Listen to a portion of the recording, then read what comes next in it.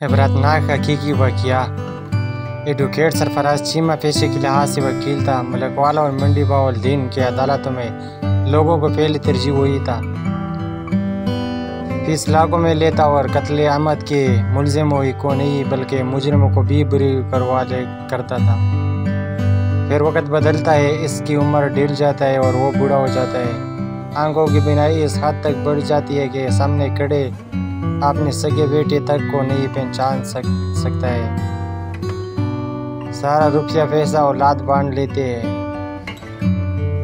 बेटे अपने बीवियों और बच्चों को लेकर यूरोप सेट हो जाते हैं, जबकि बेटी की शादी किसी जागीरदार घराने में हो जाती है। चीमा साहब घर में अकेले रह जाती है। औलाद चूंकि जब मजलूमों के धोखे से हटाई गई दौलत पर बेली थी, इसलिए बाप को साथ रखने के लिए कोई भी राजी नहीं होता। फिर मुतफ़िक़ फैसला होता है कि वालिद साहब के लिए एक 24 घंटे का मुलाजिम और एक सिक्योरिटी गार्ड का इंतज़ाम किया जाए। ज़ालिमों के लिए डाल बनकर मजलूमों को इंसाफ की दलील से आली हाथ वापस मोड़ देने वाले एडवोकेट सरफराज चीमा यूं मुलाजिमीन के सहारे पर ज़िंदगी गुजारने पर मजबूर हो जाता है। पिछले दिनों इनका बड़ा बेटा बीवी बच्चों के हमरा अपनी साली की शादी पर पाकिस्तान आया हुआ था। रिश्तेदारों ने इसको शर्मिंदा करके अपने वालिद साहब को मिलने पर मजबूर कर दिया।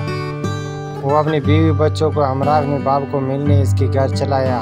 इनके बाप के कमरे में शदीद बदबू आ रही थी, क्योंकि कई बार रात को उठने कर मुलाजिमीन को आवाज़ देती तो वो सुनी अनसुनी कर देती और यूँ पेशाब बिस्तर पर ही निकल जाता। बिस्तर धोना तो दूर की बात है, मुलाजिमीन बिस्तर बदलना भी मुनासिब नहीं समझते थे। जब इनका बेटा कमरे में दाखिल हुआ तो नाक पर रुमाल लगकर बना बाप को मिले ही वापस मुड़ गया। चूँकि सरफराज चीमा साहब को नज़र नहीं आता, लिहाजा इनका बेटा बाहर गया और सिक्योरिटी गार्ड को समझा भेजाकर कमरे के अंदर दाखिल गया। खुद नाक पर रुमाल रखे दरवाजे के दहलीज पर खड़े होकर बाप को सलाम किया और अपनी जगह पर मुलाजिम को आगे बढ़ा दिया। मुलाजिम ने जाकर बूढ़े वकील को गले लगा लिया और बूढ़ा बेचारा नुकर को ही अपना बेटा समझकर चुम रहा था। बाद ऐसा बीवी बच्चों की बारी आई तो ऐसे ही बीवी बच्चे दहलीज में खड़े हो रहे और मुलाजिम और इसके बच्चे वकील साहब के बहू और बहुतिया बनकर इनको मिलते रहे। वकील साहब ने अपना हूँ समझकर दुआएं देती। ज़्यादा से ज़्यादा 10 मिनट तक वकील का बेटा बहू बच्चे घर में रखे और फिर निकल गए। न उन्होंने जाते हुए बाप को अलविदा नज़र देखा और नहीं कोई बात की, नहीं कोई चीज़ भी बाप को दी। बेटे के इस तरह का रवैया अपनाने में किसी और का नहीं बलाशुबा वकील साहब का अपना ही हाथ था। सबसे पहले चीज़ ये समझ आई कि माल और औलाद आजमाइश और फितना किसे बनते हैं। दूसरी चीज़ ये समझ आई कि पेशा कोई भी अपनाओ मगर कभी ज़ल्म के साथ खड़े न हो।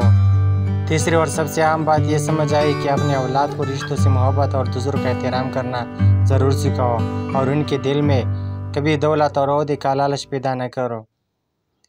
यकीनन ये तीनों काम वकील साहब नहीं कर सके, मगर मेरा ख्वाहिश है कि इस सच्चे वाक़े को पढ़ने वाले लोग ज़रूर इन हक़ाइक़ का ख्याल कर ले कबल ऐसे कि ये बहुत देर हो जाए। वकील साहब का वक़्त तो गुज़र गया, मगर हमारा और आपका वक़्त अभी मौजूद है। वीडियो अगर अच्छी लगी तो इस तरह इन्फॉर्मेटिव वीडियो के लिए चैनल को सब्सक्राइब कर दें। शुक्रिया।